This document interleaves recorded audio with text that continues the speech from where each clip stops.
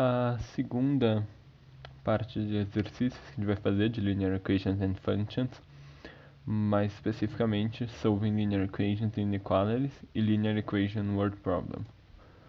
Começando com Linear Equation Word Problem, a gente tem essa equação aqui que o enunciado descreve um cenário onde a temperatura do ar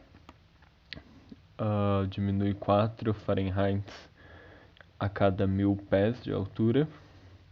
E ele fala que a temperatura em Seattle, né, então no chão, é 70 Fahrenheit, que X é a altura que o avião estava e que menos 58 Fahrenheit é a temperatura do ar na parte de fora do avião. A primeira coisa que a gente tem que fazer é check the prompt for useful info. A gente já fez, né? Então a gente tem que X a altura, né?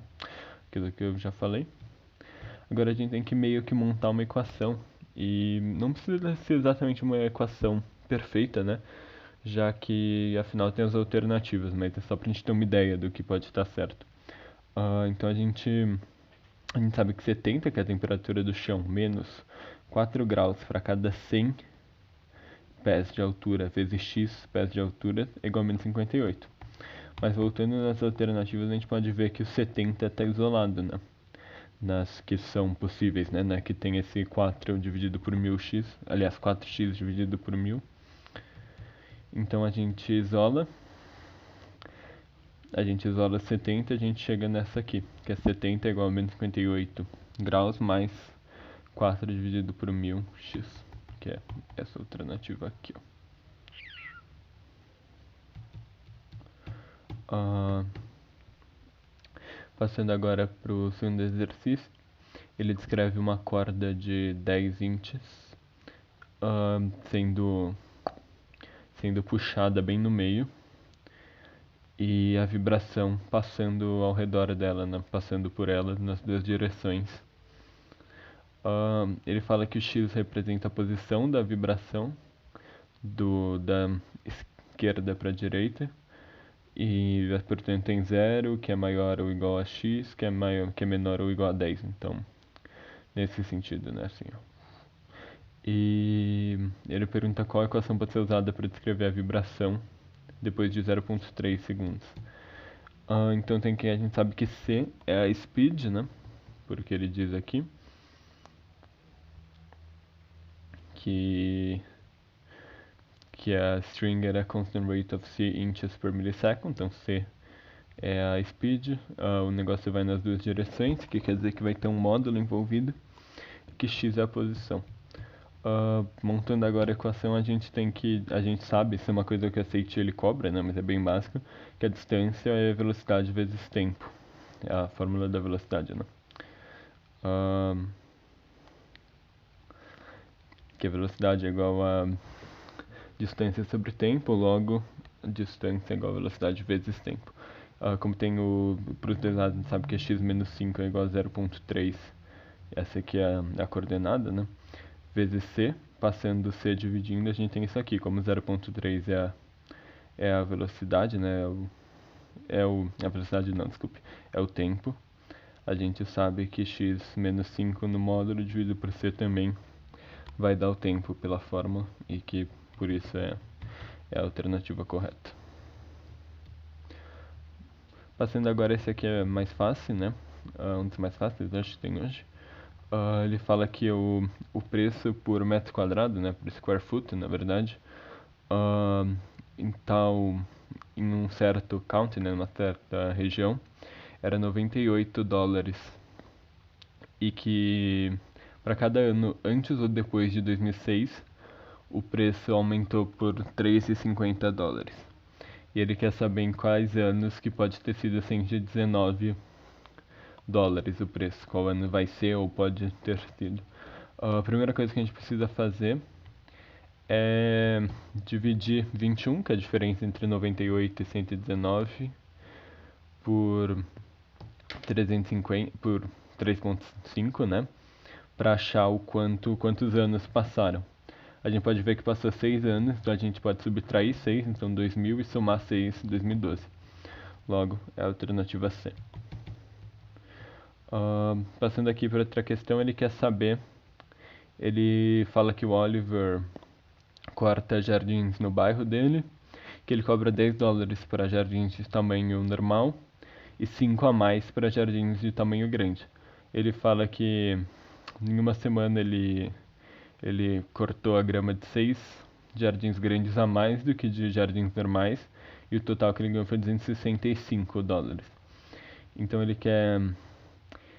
quer saber qual equação é possível. A gente sabe que 255 é o total entre $10 para cada jardim regular que ele, que ele cortou a grama, mais $15 para cada jardim grande que ele cortou. Como o jardim grande, no enunciado disso, que são 6 a mais, a gente sabe que é o número de regular de jardins de tamanho normal mais 6.